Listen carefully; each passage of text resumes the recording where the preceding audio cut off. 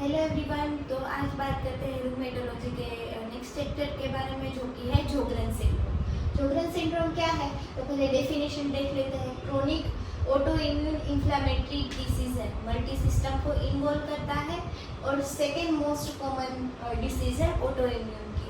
तो आप कमेंट करके बताइए कि first most common multi system auto immune disease कौन सी है। ठीक है, अब हम इस वाले एपिसोड में हम देखेंगे कि इसके टाइप्स क्या है, इसके कोज क्या है और पैथोजेनेसिस क्या है। तो सबसे पहले देखते हैं कोज इसके। पहले इसका इंट्रोडक्टरी पार्ट में देखते हैं। 40 to 60 ईयर में होता है, फीमेल में ज़्यादा होता है और ये जो एंटीबॉडीज़ और जो जीन एसोसिएशन है वो नीट पीजी और नीट एसएस दोनों के लिए इम्पोर्टेंट है।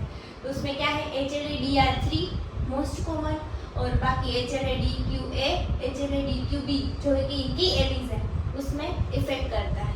ठीक है, ऑटो एंटीबॉडीज जिसमें आएंगे anti-SSA, anti-रो, anti-SSB, anti-GLA।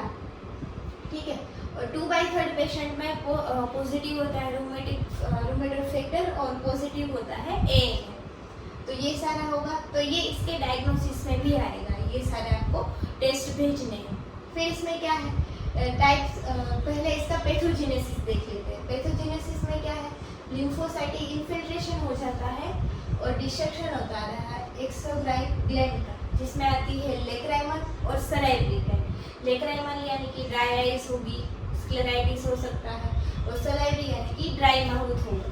ठीक है, ड्राई आइज और ड्राई माउथ। हॉलमार्क ये है कि इसका अगर बी सेल हाइपर एक्टिविटी के कारण ये जोगरन सिंड्रोम एक्टिवेट होता है।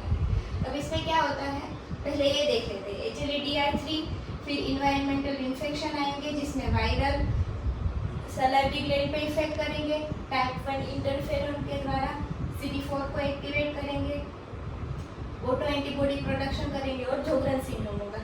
ये आप इतना याद रखिए ना रखिए कोई बात नहीं, पर मोटा मोटा आपको पता होना चाहिए। तो इसके कारण क्या होता है, रिस्क हो जाता है म्यूकोसा एसोसिएटेड लिम्फोइड टिश्यू का, जो कि लॉन्ग टर्म कॉम्प्लिकेशन है, जिसको बोलते हैं माल्ट लिम्फोमा। ये मोस्ट कॉमन MCQ है जो पूछते हैं, माल्ट लिम्फोमा का रिस्क है। अब आ जाइए इस साइड। तो इसमें क्या है, टाइप इनके दो है, प्राइमरी जोगरन और सेकेंडरी जोगरन। प्राइमरी जोगरन की कोई भी कनेक्टिव टिश्यू डिसऑर्डर के साथ इसका एसोसिएशन नहीं है। ये प्राइमरी खुद ही एक डिसीज है जिसमें DR3 ग्रेटर देन DR2 होता है एसोसिएशन, और उसको बोलते हैं केरेक्टोकंजक्टिविटिस, सिका भी बोल सकते हैं।